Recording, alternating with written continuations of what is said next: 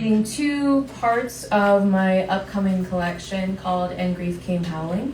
It's a deep investigation into both regional place in southwestern Pennsylvania and also what it means to be out of place, living on the road. I also do want to acknowledge that this whole series comes out of the freedom of movement I've had to move around like this land that I live on. I do want to acknowledge especially what's happening in Palestine, that not everybody has that opportunity. So I want to, as I'm reading about place and as we're thinking about place, to really think about the land that we're on, how we came to be here, and how place affects people living all around the world. So I'd ask everyone to keep that in mind as we go into it. So I'm going to start with discussing southwestern Pennsylvania. This series is entitled 15613. Apollo, Pennsylvania, 450.6 million years ago, Ordovician period. They called it irradiation. Life diversified fourfold, tenfold, unfolding over tens of millions of years. There were bivalves and they lived together. We call them communities. Ferns unlike anything you could imagine that would dwarf us. There were reefs all over, the water was shallow and warm, and the Appalachian Mountains were just being born, the height of the Rockies. The rings of Saturn still wouldn't form for another 300 million years. It was a lush, flourishing, tropical Earth. Fredonia, New York, 1821. William Hart is digging a well. It's 27 feet deep. Duncan, Oklahoma, 1949. They've taken it sideways through the rock. It's nearly 2 miles deep this time. Flower Mound, Texas, 2010. It's breaking like a wave, like halobacteria, like Lake Hilliard.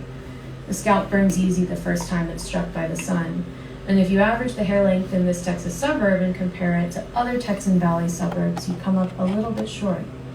And when the Texas Department of State Health was asked why, they would say Flower Mound, Texas, 2011 now. They would say it was unusual and uncommon, but there was no reason for concern, and they would say it's not a risk to everybody. Sure, all of the mice tested, even those exposed to the lowest doses of these chemicals, develop lesions.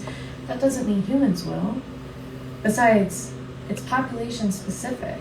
It only affects a fraction of the demographic. It's only breast cancer. It only affects women. Southwestern Pennsylvania, 2014. Baker Hughes is an oil giant. In October, they donated $100,000 to the Susan G. Komen Foundation. Baker Hughes has an office in the town of 4,000, population declining, where my mom used to preach on Sundays, and they're doing their part to raise awareness about breast cancer by selling pink fracking drill bits to the public. Westmoreland County, Pennsylvania, 2015. They've hit the Utica Shale and the natural gas flows like water, and you can actually hear it whistling in the pipes. If you listen closely, you can hear the tropical earth turning into flame after 450 million years. We've gone back to the moment after first life appeared on Earth, and there's not much further back we can go. Every year, our oil use burns 2.25 million years of ancient bodies. That's 6,164 years per day. For perspective, 8 hours of fossil fuel use takes us all the way back to ancient Rome. The International Journal of Feminist Approaches to Bioethics, a feminist critical analysis of fracking in Western Pennsylvania, 2017 excerpt. Well, my dog had, she'd seen that truck go up and down the road several times, and one time he went over, to check it out and came back, spent a really long time licking on his paws. I'd never seen that before, never, and sure enough, that one died of lymphoma. 6 months later, the other one was pregnant, and all of her puppies were stillborn. Apollo, Pennsylvania, early 2000s. I'm too small to see over the top of the stove. We carried our water in gallon jugs. It was loud, it was expensive, the lights were on all day and night, and it was time-consuming and heavy, and sometimes the ground would shake. My hands would cast shadows on the bedroom wall while I tried to sleep, and I would stand on my bed to watch. The drills were so loud, and sometimes the water would smell like sulfur. Out here in southwest Pennsylvania, the frogs will sing in the tarp ponds at night. It's their nature. They'll all be dead by morning. So I read that with you to situate where we go next. Title, Preface, The Plague Years. That March, I moved back into my childhood home because of COVID-19. The zip code was 15613. In New York City, the dead were being loaded into refrigerated trucks with forklifts. And over a year later, hundreds of bodies would still be stored in those same trucks at the South Brooklyn Marine Terminal. The next July, I moved back to Pittsburgh and learned to be tough while my dogs learned to cower, pushing through blocked exits with a fresh chipped front tooth, texting a friend saying, "It's kind of like playing house with the devil." And approximately 7 million people died, and 4 million of them thought that the ivory-billed woodpecker was still a species that existed on Earth. They were declared extinct in September 2021. I started to cover the mirrors at night.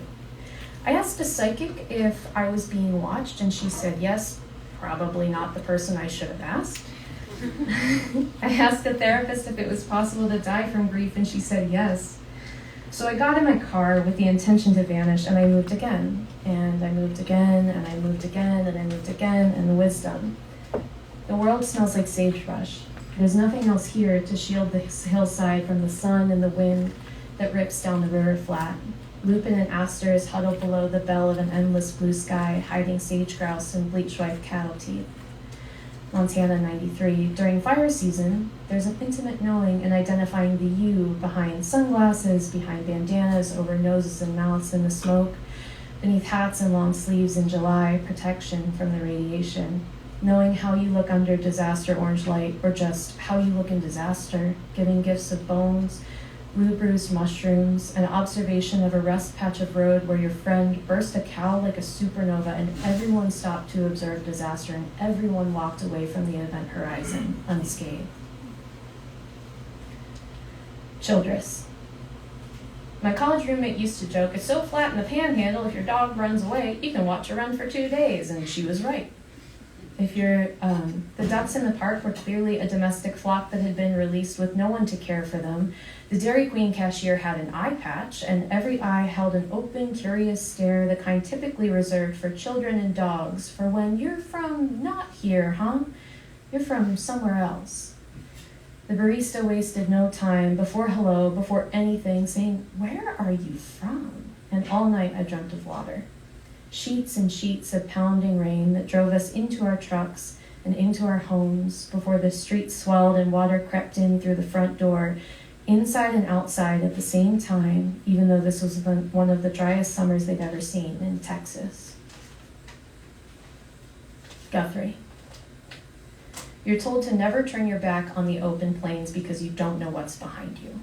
But the thing they don't tell you is it's all open and it's all behind you, and no matter which way you turn, there's a hunter moon in Aries bright enough to drive without headlights in the silky pre-dawn morning before sky slinks from ink to indigo.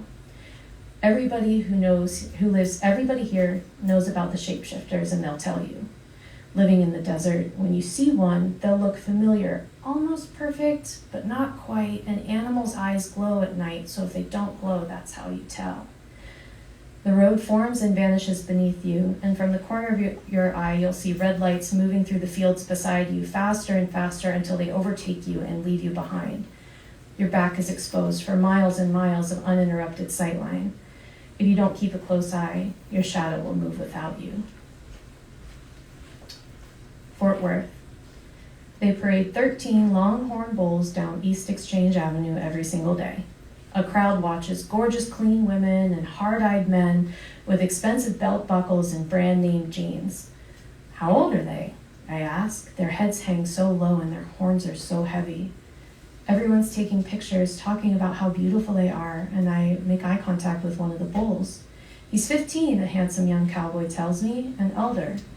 One who would know the migration routes, only his territory spans from the barn stalls to the stockyards a half-mile away. Flies land on his eyes and in his nose, and his horns are too heavy to shake them away. His eyes are glassy, and I feel like I'm going to be sick. I touch his shoulder, and it's warm. It's powerful. He's so pretty, I say, and the cowboy laughs at me. He was bred to be, he tells me. He'll make the best rug.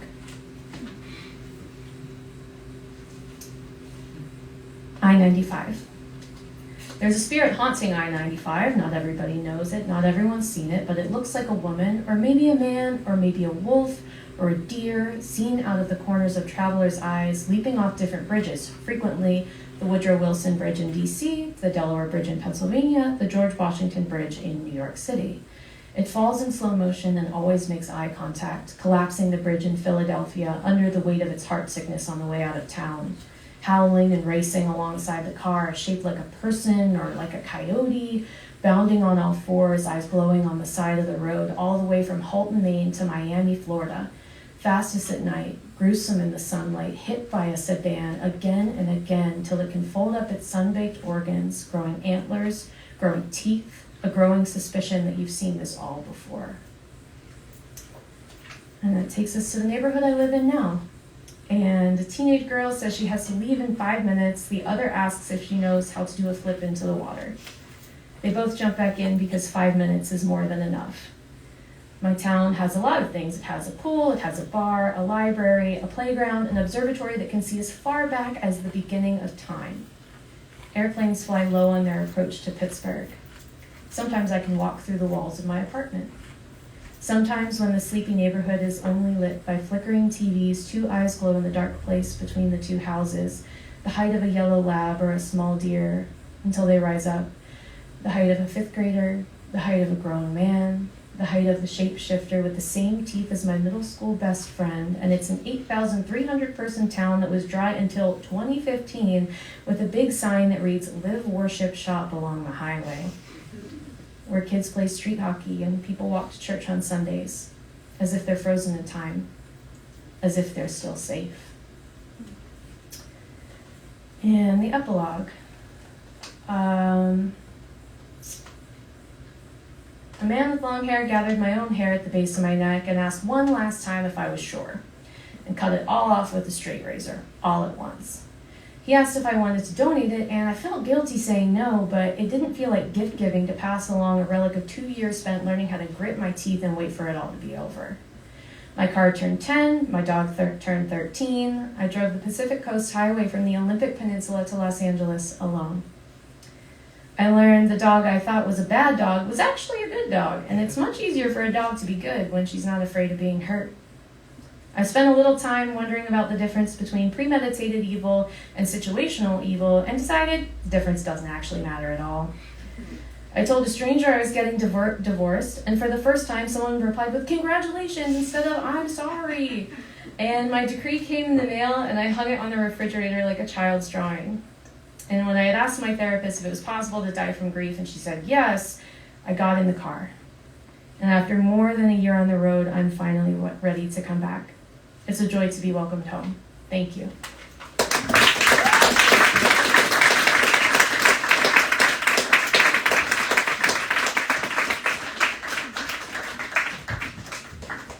Thanks, Sarah. That was awesome.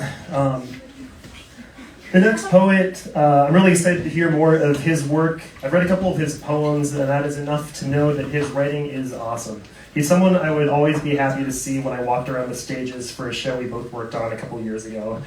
We always had a good conversation when we saw each other, and it was great when I learned he's also a poet.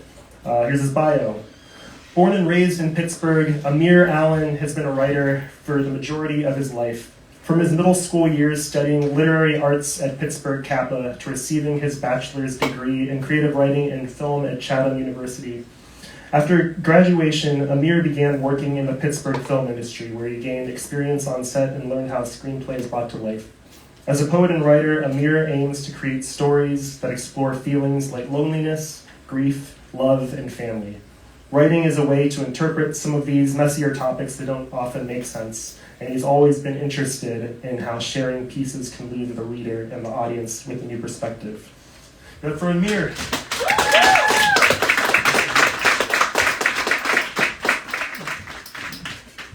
Hello, mic check, 1, 2, can you hear me? Yeah. Okay, hi, I'm Ahmir Allen.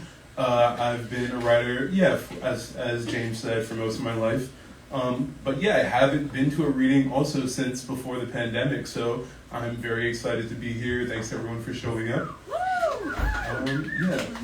So I'll be reading, the first piece is called Scarface, and I'm actually going to take these.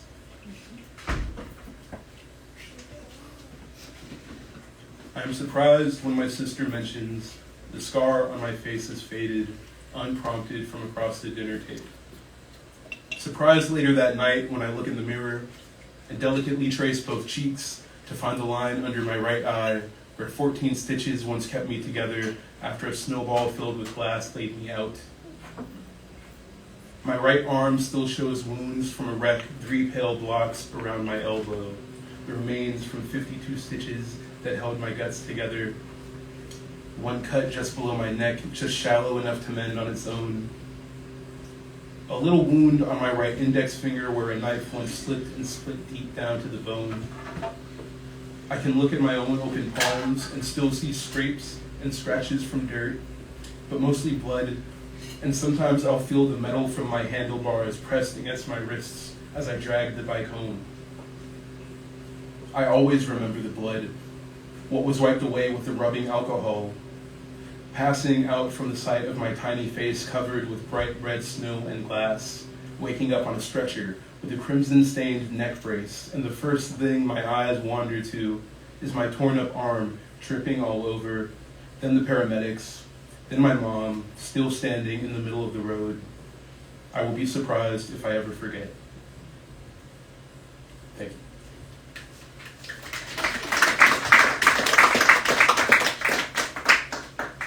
This poem is called There Is a Light.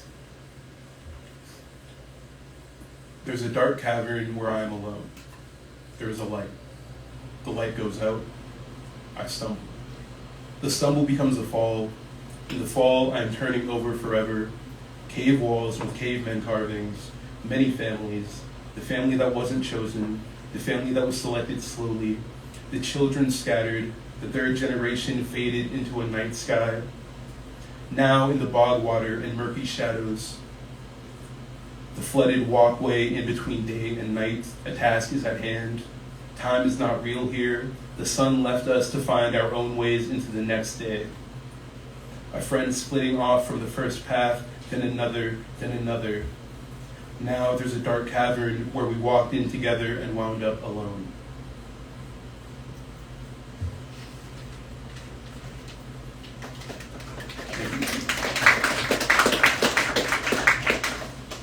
This poem is called Playground Philosophy. I have this suspicion about the way limbs can move, about the force it takes for my bones to break. It started with I remember when, in the playground, as I chased after the faster shadows and I knew that this game was not for me. I began to sink into the earth underneath their sneakers, and I stayed there for a long time, a very quiet time below. I have this feeling that I could have been dragged up from the ground, and in my dreams I'm angry. I'm looking frantically with a harsh fire in my eyes. No one searched for me. The playground has seen years go by. Any memory of me has faded. Maybe I should have stayed in the dirt forever. It's calm. The earth is so cool once you slip down deep enough to stop hearing what's above. Thank you. This is called Winter Sequence 2005. 1. We kids walk in snow slowly, tracing footsteps, not caring if we slip, just trying to make sure that we keep on our toes. 2. Tomorrow morning, my grandmother will wake me before the sun shines. She will send me outside while loving me from home. 3. This small 2-lane street can be fear, mortality. This dark underpass houses monsters. They wait and lunge when they see you. 4. We do not speak early in the morning. We can't escape the eeriness as tomorrow creeps up to today, sneaks the sun with it, erases the stars and night. 5. I still see the moon, pale, diseased, waiting for rebirth on the other half of the world, unknown, unburdened, and silent.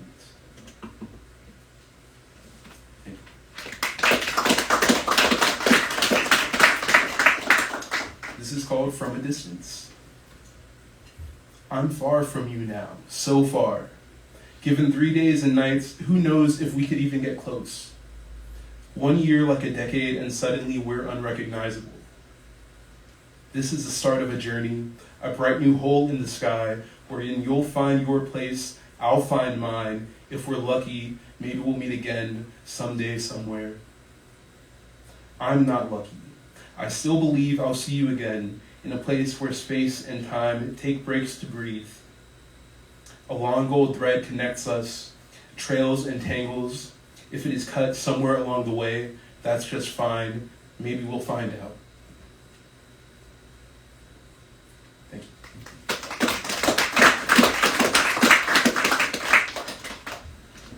This is the last poem I have for today. It's called Stanzas in Meditation. I wrote it kind of as a Gertrude Stein imitation after reading a few of her poems. So if you think it sounds weird, that's why. Yes. Stanzas in Meditation. I am becoming, I know, I learned it, am learning, and meaning what I say more, or less as much as before. If I meant it, I mean it. Mean in as much as mean knows, has seen and been taught, mean to learn and unlearn, mean not to know or knowing to learn the meaning. I am learning. I keep scribbling and chucking old paper. I am throwing. Thinking about keeping up with somebody, keeping as much or even more than can be kept. Creating something to be seen.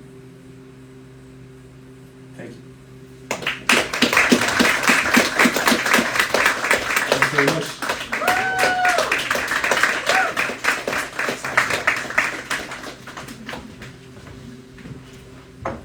Thanks, Ahmir.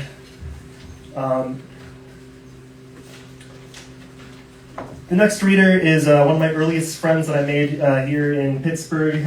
We worked all the same projects up until she moved to Brooklyn earlier this year. We bonded over our love of writing, and eventually we began trading poems. A nice email exchange that we keep at to this day. So it's a real privilege to get to hear more of her work, and her poetry packs a punch.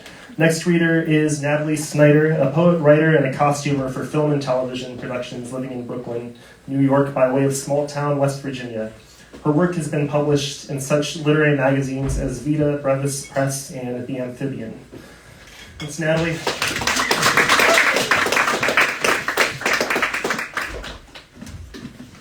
Hi, everyone. It's good to see everyone. It's been a while.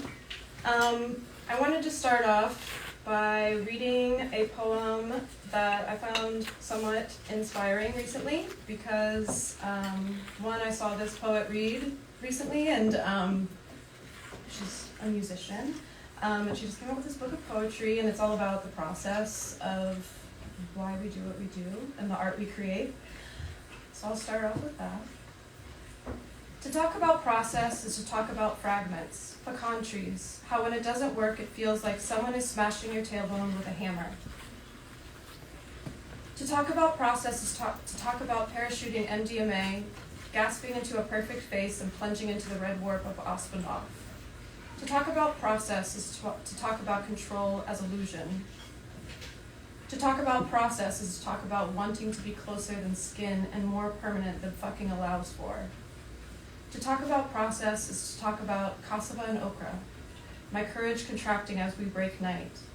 To talk about process is to talk about the divine, punishing yourself, brushing bush mud out of dog's curls, mashing in the spearmint shampoo.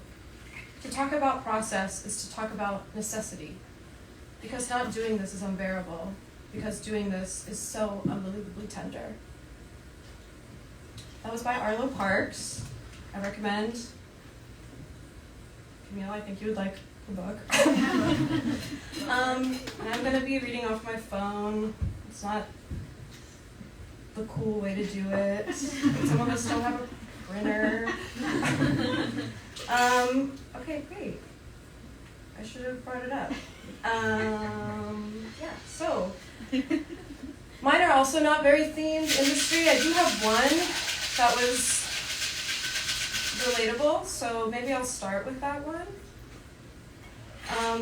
I hope somebody can understand. It's called After Work and Before Sleep at the Stoplight. What if Newton never met a force, and if Silverstein's sidewalk never came to an end? Would we get dizzy from the dance, spinning in circles, bare feet stained yellow, pressed with dandelions? Would we know if we got to where we were going? Eyes cemented to the ground, dodging cracks, mothers' backs unbroken. What if the clock knew its rhythm was maddening, and the baby knew it was outside the belly? Would time stop, shy oak shrinking with each second, the absence of ticking timber against gear teeth? Would it sew the womb shut, overdue and underexposed to the elements, borders, politicians, sugar substitutions? On days the rain comes, breath mimics windshield wipers, synchronized swaying with a mechanical melody, a gas exchange, waiting for glass to change. I want to cry, but I can't see. You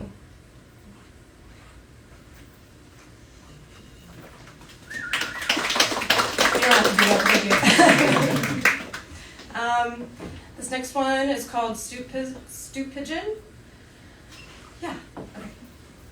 I need you to go to Rim Forest, a 2-week trip tops, I'll pay. Stoop Pigeon, I need you to go to Oklahoma. It's an easy flight, coasting mainly. Stoop Pigeon, I need you to go to Brooklyn. The relatives will be thrilled, an unexpected holiday. Stoop Pigeon, I need you to go to the Rocky Mountains. The wind is harsh, but oh, the views. Stoop Pigeon, I need you to go up Brighton and take a left. I know it's close, but can't you see? I am watching the sunset and having my cigarette, remembering lost messages to lovers I have missed. This next one has been published in a couple of things, so I thought I'd just read it here. It's called Skin of a Ghost. Think of me every time you hear Patsy sing about the other woman, and when the flesh of sycamores are exposed in the winter, like the photos I sent, like a body in a bath, like a half-peeled orange, juices tracing the veins in your arms like fingertips, so soft, they are haunting.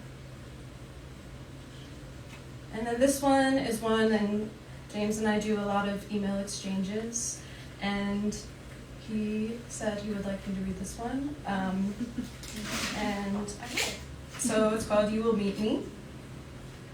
You will meet me again on a train to somewhere or anywhere, perhaps where the squirrel sleeps, or to the frog pond. Sweet gum tree by the front door, fruits like thorns and flesh. When the air cools and the mink's fur has decayed, where the window blinds shadows streak the walls with layers of seeping golden hour honey, coating bare skin like strawberry jam, sticking where the pages meet again. Thank you.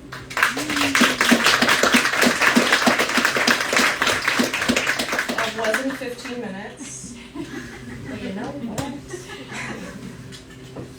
All right, James has been saying such sweet things about all of us, and I kind of wanted to reciprocate that.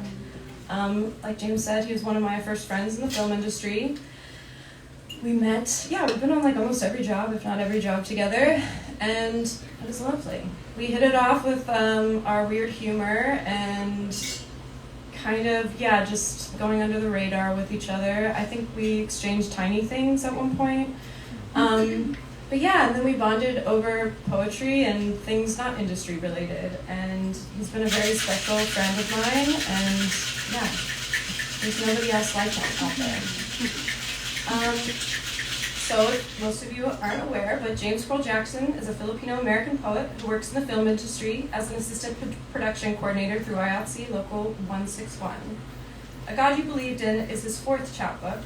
His poems have been published in Pacifica, Columbia Journal, Rattle, Rust and Moth, which we recently both got rejected from, Had, and hundreds of other lit mags. Truly, hundreds. It's insane. That's really insane. I'm convinced you do it while you're at work. He edits his own publication, The Mantle Poetry, from Bloomfield. Everybody, please, while we're here tonight, welcome James, the sweetest lady.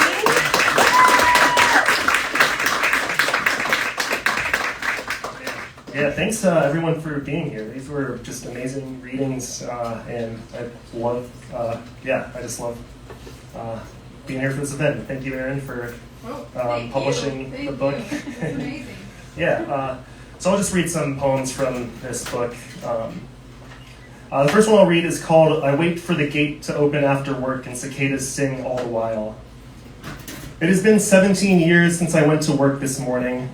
I am ready to party with 10 million members of my closest family. The moon's red clay, the sky a lavender, making me uncomfortable. The boss who stresses me out said today, "Stress will kill you, man. That's why I spend all of my free time trying to relax as hard as I can." God, this city's loud tonight with hospital vibes, drums and hums, throws of "let me in your arms so I can drink." I miss the stranger side of living. I tried to do a special thing this morning before my shift. I wanted a massive mocha to help me be alive again. I mailed a postcard and left in morning breeze, but I left my keys inside. I had to wake you. It was too late. I had to fly across the bridge to my manual slumber for the day, thick in the trees. To pass the time, I wanted something sweet to drink, and so the rain. This next poem is, it's called Industry Burnout. I am not this negative. I look at post-it note days and see a march of white beneath, my life before me on corkboards, dilapidated. I used to joke easily in this junkyard, chasing wayward clouds in the sunset, in awe of our city's little skyscrapers over shards of broken bottles on asphalt. And you joined me too, running across the parking lot, the cars rolling over Blue Bridge, roaring as we were under it at the mercy of an aged but comforting infrastructure. I don't know if I have changed or if the world is warier, how I don't even look for the weather when I open the door to leave. I used to live in Los Angeles, and I got some, I was on a bunch of sets as an extra, which was, there was this one time I had bronchitis while I was on the set of New Girl, and I was like standing by Zooey Deschanel, so I wrote a poem about that several years ago. And it's called Bronchitis on the Set of New Girl. Nearly midnight, and I down Dayquil, my orange savior. True, I shouldn't be here. I'm sorry, Zoe, for coughing in your proximity between takes. I cannot afford to not work. I was stuck in an I-405 rush hour of people at the Medicaid office, only to turn in papers, proof of existence. This paycheck is a pothole in a rich man's wallet. I hack a lung of concrete, self-isolated from other extras in this closed-off park in Culver City. I know most here are as poor as me, our $70 paydays arriving in the mail 1 or 2 weeks after. Each day, I drive to the post office before it closes, turn the rusty key into my mailbox. Sometimes, I get an envelope in my hands, meaning today I eat. Other times, nothing but the scent of gasoline I paid for to get here.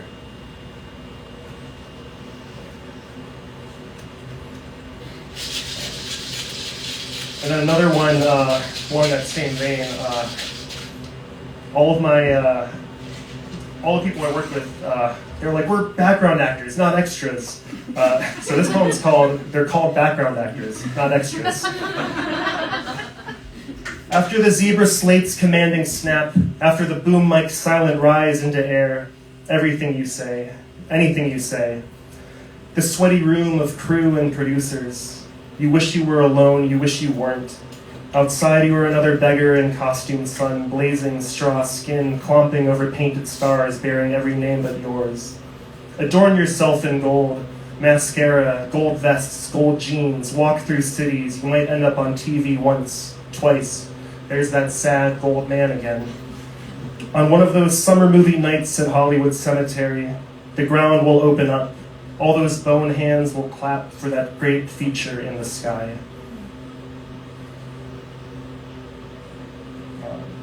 I guess I'll read the poem where the title of the book comes from. And this is from my experience as an office PA on Manhunt Lone Wolf, I believe.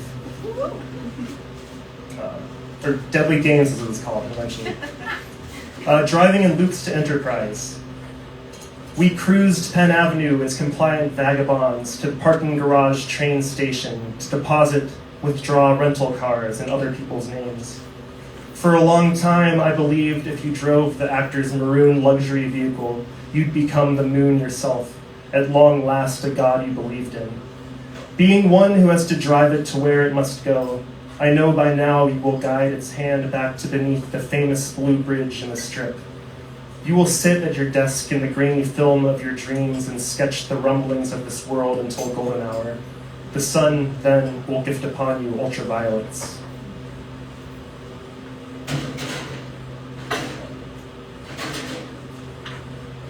This is another poem from the Manhunt Deadly Games era. I was just hanging out at a cafe and I saw this dog that I loved on a Saturday. And I just wanted to write a poem about it. This was so out of my comfort zone. I wrote the poem in a rush and I just gave it to the people standing outside. I've never done anything like that in my life, and who knows if I ever will again. Guess we'll find out. This poem's called Bowie. Dog through the window, charcoal snow and peanut speckle brushstrokes. I watch you served by our server on the patio under Azorian's white umbrella. If only I could be of service to a creature so brown-eyed and sacred. I want to be good, too, and melt the hearts of people I encounter. But I am out of it. I still feel new here and spend my work weeks isolated and curious for the world I miss around me. Its stranger as a wild pack wandering the streets, searching for any scent that spells joy. How mine smells of cinnamon, blocked by endless windows overlooking a sea of blue, recycling trucks inside a sharp metal fence, and, even now, I peer through glass, smelting, as our server rubs your head, as passers-by smile as they go wherever they must go. I want to be unleashed, too, to put both knees on concrete, pet the fur between your ears, and inhale, together, Saturday's shared freedom. I feel like people are always saying, sometimes they're saying that this will be my last job in the industry, and it always pulls you back in. So I put this poem in the middle of the book, and it's called The End. It's written after a Cincinnati-based poet, Matt Hart. Seems like a good time to say I spent months feeling helpless, looking forward to this indeterminate light we've been dreaming about.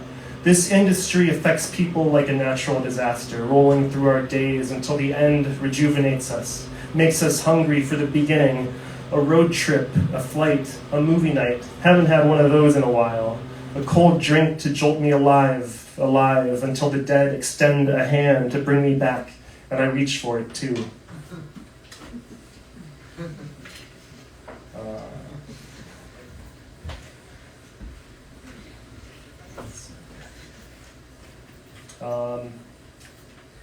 This poem is called Cookie Cake.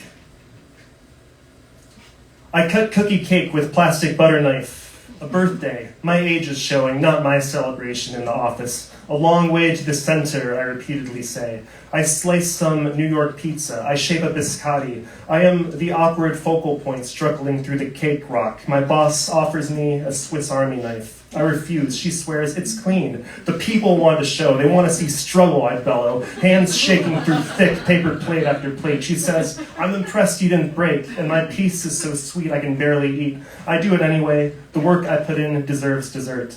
Thank you. Oh, this is the only poem in the book that I can recite from memory. An extinct fish watches an episode of Planet Earth. Did you see me? There.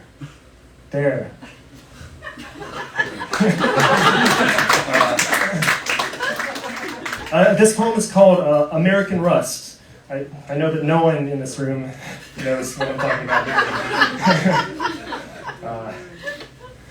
American Rust.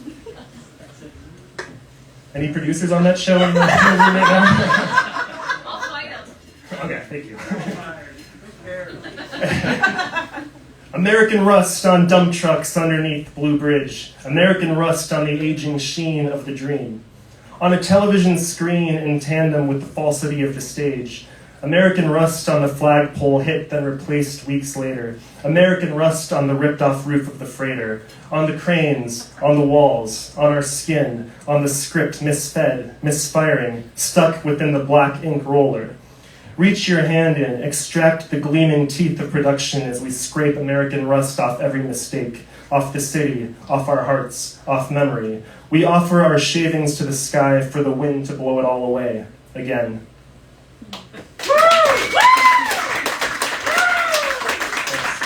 And I guess I'll just end my set on the last poem of this book, and it's called The Film. Sometimes I sit at a cafe window watching pedestrians pass, and I think, all the people in this life I'll never know. these strangers in the space we share, an unseen assistant director setting up the scene, and critics will leave harsh reviews for lack of dramatic irony or subtle comedy, whatever the previous scene sets up, or seemed to be leading to. But the longer I move through its runtime, the more I fear a lack of coherence, that Chekhov's son never grows into what Chekhov demands. The boy dies a few acts later, randomly, and still the film marches on, aiming the lens high towards some plastic profundity with its pervasive God and blue sky gazing through a tall circle of trees, leaves swaying, keyboard guitar so frustrating, and later will be an op-ed from the production coordinator that outlines the sacrifices needed when the rented lens shattered, dropped from a rooftop, costing $100,000, and the producers had yelled about budget cuts yet still wanted an endless duration, excess cast members extricated with no follow-up, but others too much.